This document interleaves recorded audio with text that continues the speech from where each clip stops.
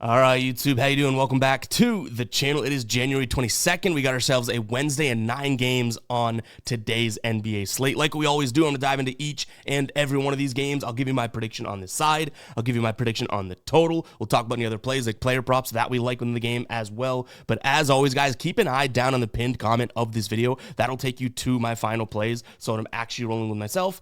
If that does interest you, absolutely free down in the pinned comment. All right, YouTube, how you doing? Welcome back to the channel. I tell you guys I'm a dummy all the time. They don't suck. They've just been sucking. Get them down to -3 for more juice than Jose Canseco in his prime. Tell me you're new without telling me you're new. So don't go jumping down my throat in the comments, right? If you want to fade me, or if you do want to ride me, this still leaves a bad taste in my mouth, right? And remember, more chins, more wins. All right, we got a few things to talk about here as we recap. So recapping yesterday, a 2-4 night from a win-loss perspective. Realistically, from a money perspective, a 2-3 night because that Scotty Barnes play was a half-unit split.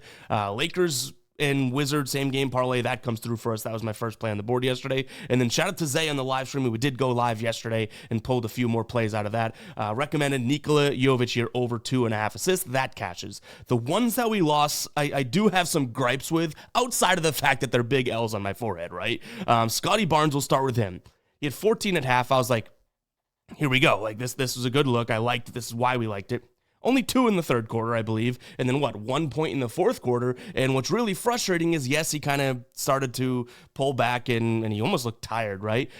But what I really have a gripe with, he hits a 3 with like 2 minutes left in the game at 17 points, would have put him to 20, meaning both of those cash. And it's like, thank you. All of a sudden, there's a whistle. And no 3, it's not good. Illegal screen on Kelly Olynyk, and I was like, ain't that just our jinx? You know what I mean? And then Bam Adebayo, my gripe is, I guess, the minutes here. He had 10 rebounds, 0 assists through only like, let me double check how many minutes. Watching that game, he didn't look like he was like fully involved, I guess. But last night, he was grabbing rebounds. He had 22 minutes of play. He had 10 rebounds there. So if he even gets to nearly 30, maybe he pulls out a couple assists, maybe a couple more rebounds. So I don't have a gripe with the pick, have a gripe with the minutes played, I guess. And then Wendell Carter Jr., we already mentioned Kelly Olynyk. Kelly Olynyk pissed all over our night. Kelly Olynyk looked like, Dikembe Mutombo down low last night. He sent Wendell Carter Jr.'s, like 3 different times. So yeah, Wendell Carter Jr. missed layups, got blocked by KO. But you know what? We're kind of used to it at this point. This has not been the best January for us, right? And if you take a peek at it, I mean, we're now on the season, still in the green, which is almost even surprising to me. But we did have this is just a bad month in a season in which we've had 3 good to 1 bad. Like, I don't know. I'm not trying not to make sense of it, trying just to focus, right? But anyways, 0.18 units up on the season.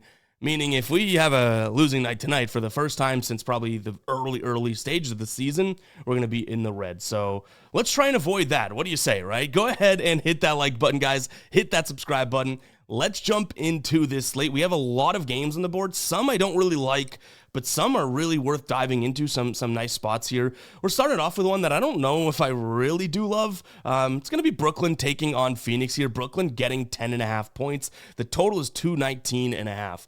Right now, we do see Brooklyn on a back-to-back. They just covered against the Knicks. And honestly, watching that game, they had multiple chances to win that game. I think ultimately, you start to realize as that game got later and later that they weren't going to win because they just didn't have the firepower. Like, there's guys touching the ball on the nets that it's kind of like, who's that guy? You know what I mean? Which is not going to compete at the end of the game with Karl-Anthony Towns, Jalen Brunson, Mikal Bridges when you need a bucket.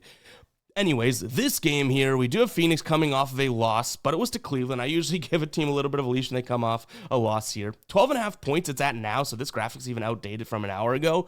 Seems like it's a little bit too much to me, but honestly, I don't think that I really love the idea of Brooklyn on a back-to-back. So I'll lean Phoenix.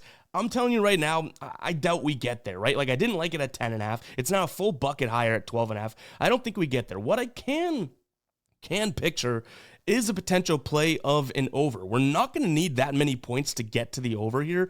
And what I'll say about Phoenix is their offense has obviously been kind of wonky this year, right? But it's starting to become fairly efficient. And if we look at their recent games now, Brooklyn isn't going to play all that fast. We know that, right? But if we look at Phoenix's recent games, 125 against Detroit. This is excluding the Cleveland game that they just only scored 92, but that's against a good defense, right? Especially Cleveland coming off of a bad game, so they were fired up, right? But Detroit, 125 scored. Washington, 130 scored. Lost to Atlanta, 117 scored. Charlotte, 120 scored. Utah, 114 scored. Atlanta, 123 scored. Like, they've been scoring a decent amount. That starting lineup change is honestly worked to some degree here, so I don't mind the idea of an over. I think you can get this even at 218.5 now. So yeah, give me Phoenix, I guess, on with laying the number. But if I were to pick a side or total here, it'd probably be taking a peek at an over. And then a player prop that I would say I don't mind, right? That's the verbiage I'll use. Ryan Dunn here over 8.5 points. He's been shooting the ball a decent amount, right? Against Cleveland, he only had, I think it was like 7 field goal attempts, but he only shot 29% from the floor. Before that, he was shooting the ball a decent amount of times, double digit. Now, I don't think we need double digits for him to go up and over his 8.5 line, but this is a Brooklyn team that I think he should kind of fit the bill, kind of getting into the paint, not exactly to Nick Claxton territory, but into the paint enough for a nice little push shot and that type of thing down low. So yeah, it's a weird one, but Ryan Dunn over 8.5 points would be a player prop spot that I'd consider in this one. But again, let me be absolutely clear here. This is one of my least favorite spots on the board, and rightfully so. Look at that spread number, right? All right, next up, we have Atlanta taking on Detroit. This should be a good game here, and I could see, if you're on either side, being comfortable on that side, right? Last time they played was early November, and it was a 122 to 121 game. It was in Detroit. Detroit ends up winning that one by 1, right? So I think Atlanta ends up covering because the spread was flipped here. They were plus 2.5.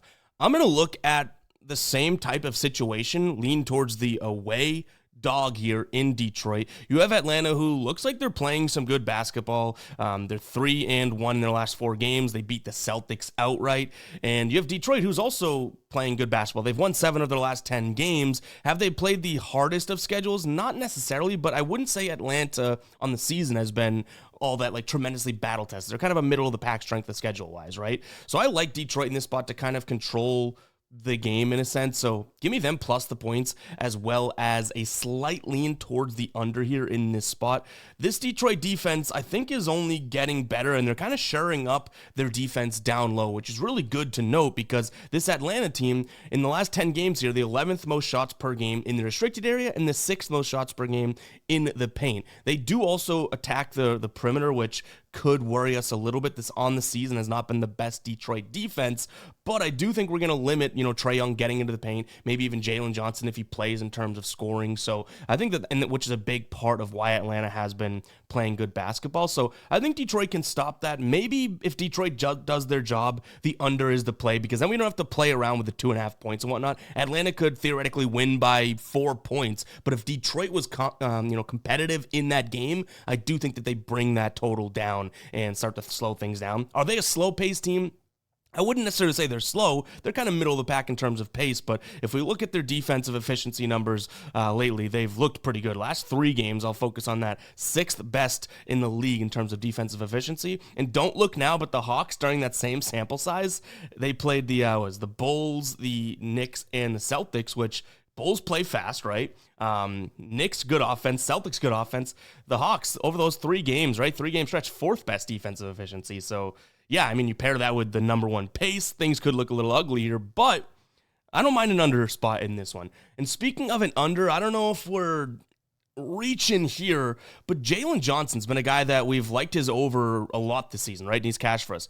But I don't mind his under right now, under 18.5 points. Obviously, he's, kind of just getting back from being hurt. He missed, like 2 weeks, right? His first game back against Boston, he had 14. I think that was his first game back. Either way, his last 2 games, 14 points and then 11 points against the Knicks. He played 37 minutes and 34 minutes in those games. He just shot the ball 13 and 12 times, didn't do all that tremendous, right? And this is a spot in which Detroit, like I said, their paint defense has actually been pretty good. And in games in which, say Jalen Johnson's field goal percentage is going to drop a little bit, right? To, let's go 49%, so less than 50, which on the season, what is he shooting, right? So on the season, he's shooting 50%. So let's say he even has a percentage point worse of a field goal percentage night than what we see normally. He's at the under in 10 of 14 games so far this season in terms of when he doesn't have the most successful night against this Atlanta team. Now, That being said, when he did play them in that early November game, he shot 42%, so kind of throws this argument out the window a little bit, but he shot the ball 19 times. Jalen Johnson this season has not averaged 19 field goal attempts per game. He's had some crazy shooting nights, but I think on the season his highest shooting night was like 21 attempts. Like 19 is 4 or 5 shots ahead of what he normally shoots. So I like his under, still coming back from injury. The one thing that can crush this, I think if we get going in transition, I think that he can kind of thrive. But again, tying it to the under, I don't mind the idea of Jalen Johnson. Now, one under I would not consider playing today would be over on Sleeper Picks, taking the under 0.5 points for Domantas Sabonis here. New customers can get that free square, as well as their Wild Card Wednesday deals that we don't have. They'll release those later today, but essentially they'll pick multiple plays and discount them, which is really, really cool. I'm sure they'll be doing some for football as well. But I've been telling you guys, the best deal that they're offering is this Play 5, Get 55 back. Imagine me handing you, or you handing me $5, me handing you 55. That's literally the deal, right? Which is cool about this, and a unique thing about this is that it's not just a lump 55 that you're probably going to blow real quick, right? No, they actually give you 11 free $5 entries, which is really cool because obviously you hit one of those, the thing could pay for itself, but even if you play that first $5 and end up cashing that entry, you're still going to get that payout and the 55, the 11 times $5 entry. So it's really, really cool what Sleeper's doing. I think this is one of the best deals in the market right now. You're also going to get, like I said, the Sabonis square, as well as so whatever they do for Wildcard Wednesday today, and that Play 5, Get 55. This is an amazing deal. If you guys have not tried Sleeper yet and it's available in your state, I do believe you are missing out. We've been using them for over 2 years, one of my favorite player prop apps out there, because they have more squares than most of the other apps. I'll explain that in a second. But the biggest thing is that the payout. The payout is really, really cool. Each and every play you throw into your entry changes that payout dynamically. They don't follow a fixed payout structure like a lot of other apps. 2 for 2 is 3x, 3 for 3 is 5, that type of thing. No.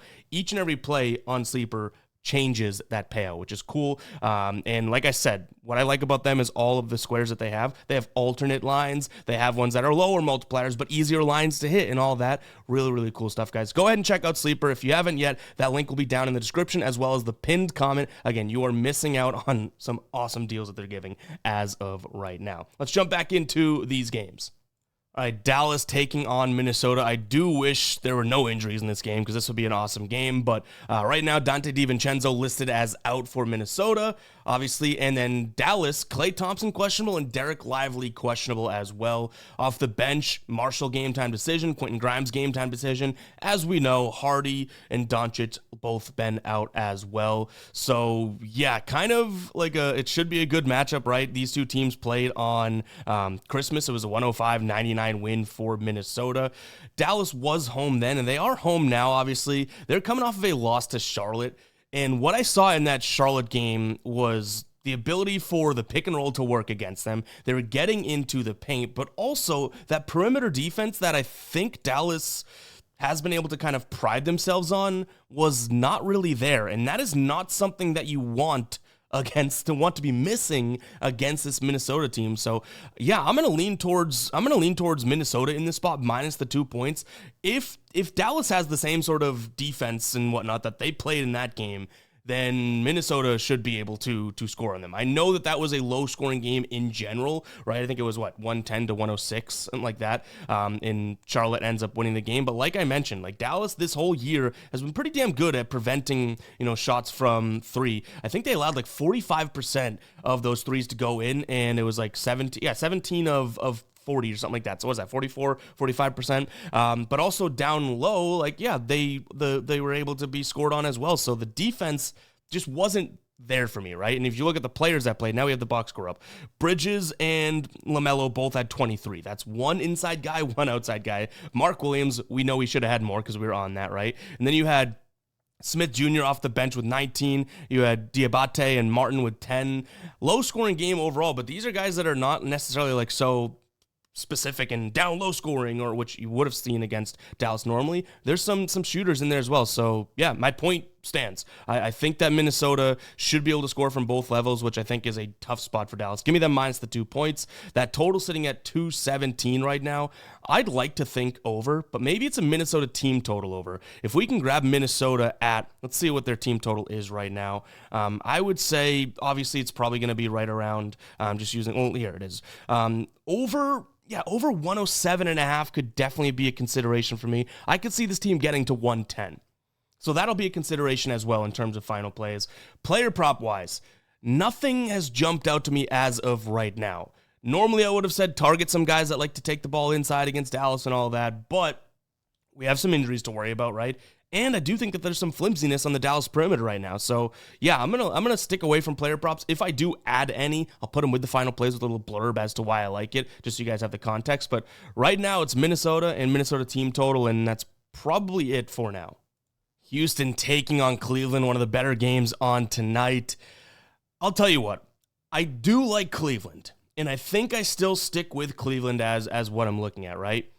But man, it is tough to want to pull that trigger without Evan Mobley in the lineup. Now, yeah, they beat the Suns handily without him, and they beat Minnesota. I believe he missed that game, right? As well. So sure, they've looked good without him, and they've played two decent teams. With this Houston team is legit, right? And they're coming off of a loss, which seems like a time when they lost by 11 points as 7.5-point favorites at home. This seems like a spot in which you'd want to fire up Houston, right? The only reason I don't think I'm going to get there is because this Houston team, in terms of covering the paint, hasn't been as good as they were for the full season in the short period of time, the last 7 games, 10 games, that type of thing. So that's where Cleveland can definitely make some damage or do some damage.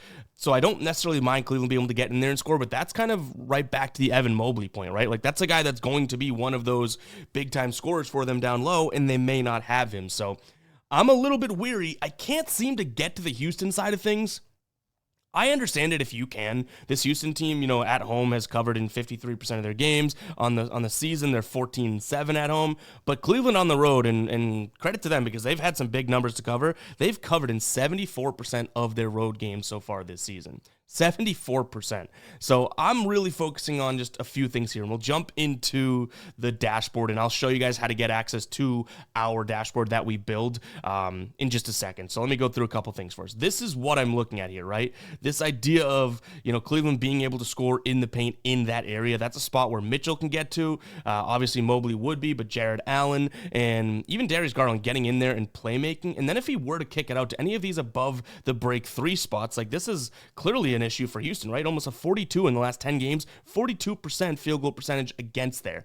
Now, the reason I say if you're on Houston, it makes sense to me and everything, you look at the same sort of thing. Well, Houston can get into that spot, right?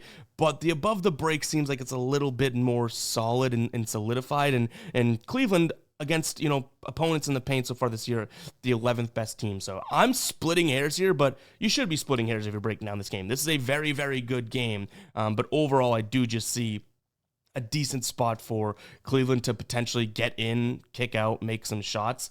So maybe we take a peek at Mitchell. Right now, it looks like we're looking at 23 points for him, but Darius Garland, 21.5 points. If we see what Darius Garland's line is right now, let's check that out, because Darius Garland, like I said, I think he could be a candidate for points plus assists.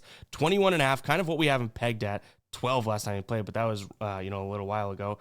28.5 could be a decent move here. I think he's going to have some assist opportunities and some drive and kick opportunities. So maybe that's a peak. We just are obviously stumbling upon that now. I don't know if we definitely want to put some more minutes and time into that one, but that's what I'll roll with here. But overall, again, this one could go both ways. And if you're at a bar, at a dinner, talking to someone being like, no, you're an idiot for taking that side, there's no idiots in this one. The only person that's an idiot is saying that you're stupid for taking, one side. This is a game that could honestly go either ways. And I know the comment section doesn't like it when I say that, but I gave my side. I do like Cleveland, but I'd be silly to say that this is, you can't lose with Cleveland, right? In terms of how to get access to that dashboard we looked at, this is the Guy Boston Sports site, which the pinned comment will take you to. Right up here in the members area, you can go to NBA Dashboard. If you are logged in and you do have an account, you will see this, which you can open up. You can print, download, zoom in, all that. It breaks down each and every game from a visual perspective with the key stats that I like to look at each and every game.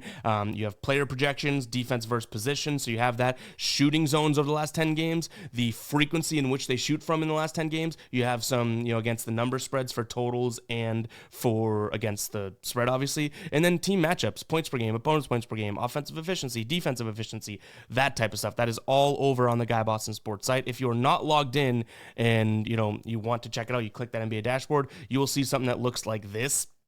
As this loads, it'll say membership required. You go in and pick your membership and you are good to go. It occurs every month for a very small fee. But like I said, this isn't made to be a moneymaker. It's made to obviously monetize something that took a lot of work to build, but to get it in as many people's hands as possible. So yeah, I love the feedback that we're getting, and we're constantly making these dashboards even more, helpful. What's cool about it is you come in here and you can kind of get a sense for the game, and then you can start digging in other places, but this is going to save you so much time. So go ahead and check it out again. That will be down in the pinned comment, and then just go to the members area of the site. In terms of a total on this game, right? I like the under. I do, but we've had, and if you guys have been watching all season long, we've had some bad beats in terms of taking unders in some of these big games. I think the defenses are better than the offenses here, at least from the Houston side of things. I think that the reason they're such a good team, and in fact, these two teams, both top 4 teams in terms of my power rankings. I think I have Houston at 2 and Cleveland at 4 right now, but some people get a little aggressive in my power rankings. But overall, Houston's there because of their defense, in my opinion. The Cavs, you can go either way. That's a very good offense as well. But without Evan Mobley, that's a big scorer that they're missing, right? So I do think that I like the under 231.5. Hoping that Cleveland's pace kind of, gets taken down a little bit here by Houston, who can definitely play some serious defense. All right, Pelicans taking on Milwaukee here. This line is a little confusing to me. You have Missy as game time decision, Zion Williamson game time decision, DeJounte Murray as game time decision. Still obviously have Ingram and Jones out. Trey Murphy should be back here as well. Giannis listed as questionable, but also probable on some sites here for the lineup. If this is a healthy Milwaukee team, I do like Milwaukee in this spot for, I guess, a specific reason, in the sense that I think Milwaukee, or Giannis in general, I guess, just Giannis, should be able to dominate this game. This is a Pelicans team that they've won 7 of their last 10 games. They've definitely turned it around. They've looked good. I can't really take that away from them, right? But everything that the Pelicans have been doing good lately, you can say that Milwaukee has matched it, quite honestly.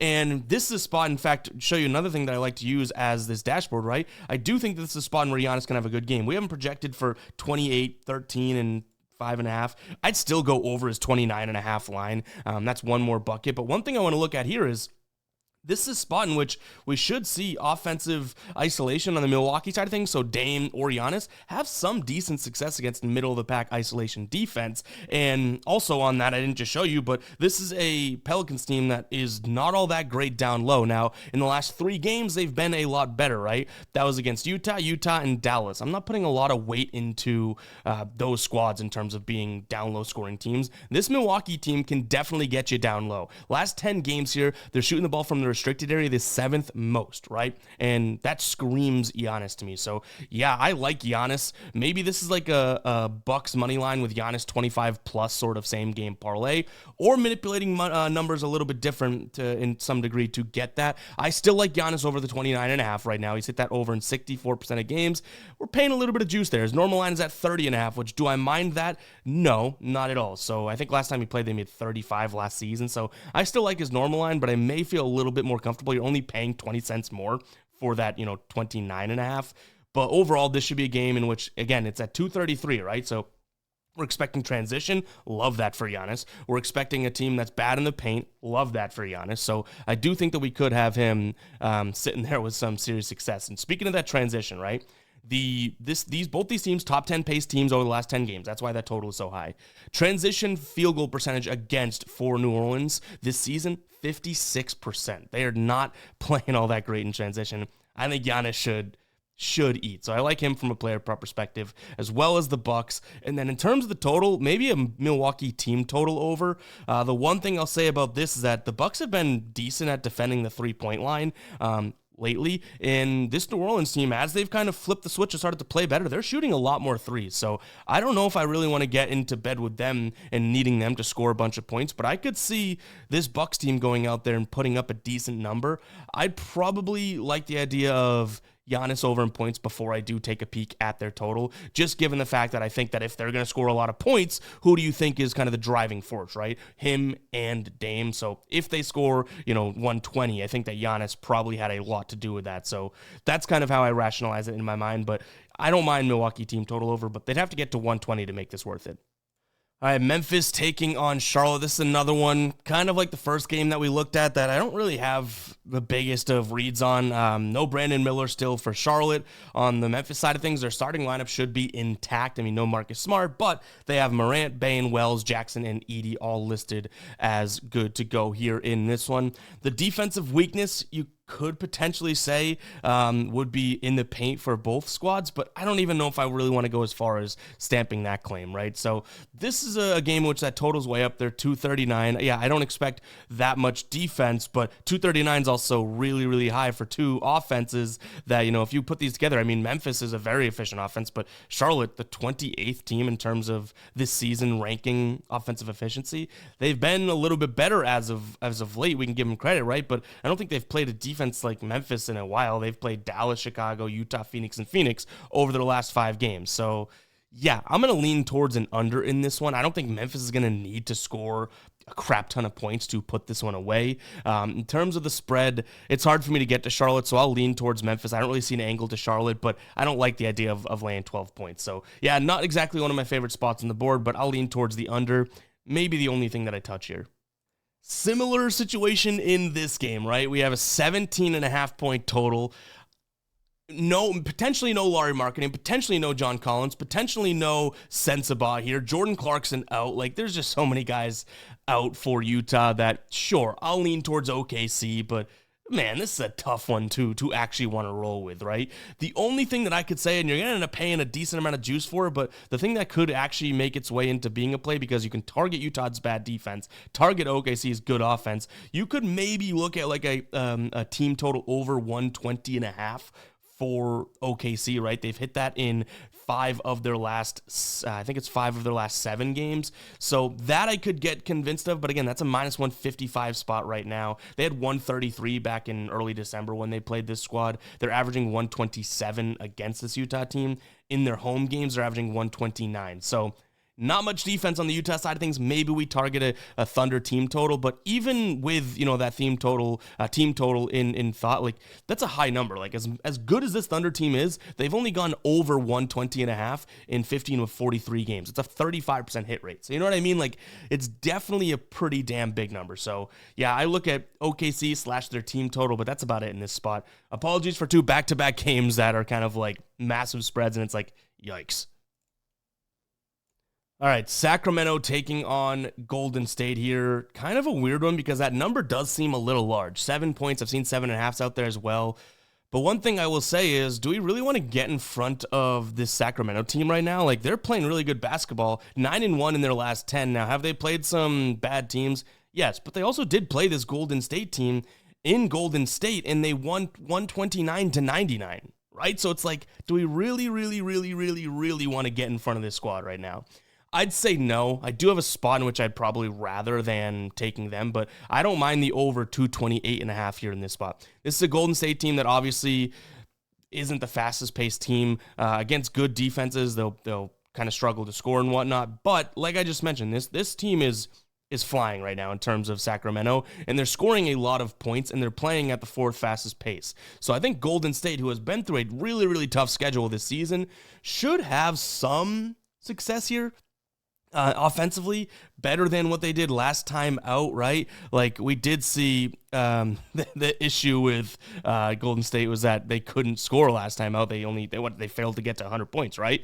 This Sacramento defense, to me, is still a very good defense, but specifically in the paint, if Steph gets going from a threes perspective or anything like that, I do think that we could have some points scored. And Sacramento, again, in my thought here, they should be able to run this score up because they've been playing at such a fast pace. So, and both teams do struggle at defending the 3-point line. So ergo Steph, and then also, some guys might come in, Malik Monk, maybe even Fox, right, to be able to put in some points from 3. So I like the over in this one. I don't want to get in front of Sacramento, so I'll tell you Sacramento -7 as of right now.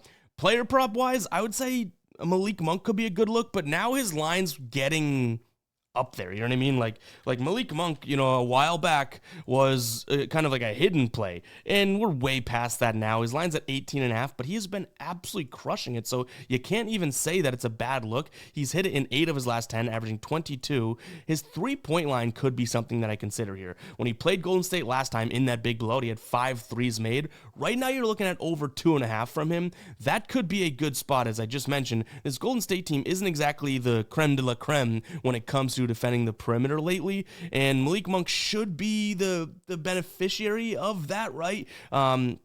They are, kind of middle of the pack when you look at it from 3-pointers allowed overall, but if we just look at, spot up shooters, they really do struggle, and that's how Malik Monk scores a lot of his threes. So yeah, maybe we consider a spot here of, him being able to make some threes.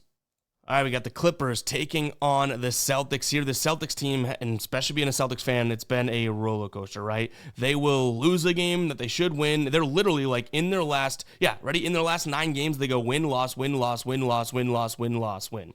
I don't even know if that was 9, but essentially they're alternating, right? They pummeled the Warriors last time out, 125-85. The Clippers coming off of a loss to the Chicago. They lost, 112 to... Yeah, they lose 112 to 99. I would say that the Celtics team should be able to kind of run away from this Clippers team is how I'd put it. Drew Holiday's listed as questionable, so is Al Horford, but then you flip it over to the Clippers side of things. James Harden, Chris Dunn, and Norm Powell all listed as questionable, and Kawhi Leonard's out. So this is a spot in which I'd say Celtics team total over, or just Celtics laying the points. Yes, they've been up and down. Yes, they have failed to cover, win 2 games in a row in quite some damn time. But to me, they go out there and score 110, 111, whatever it is.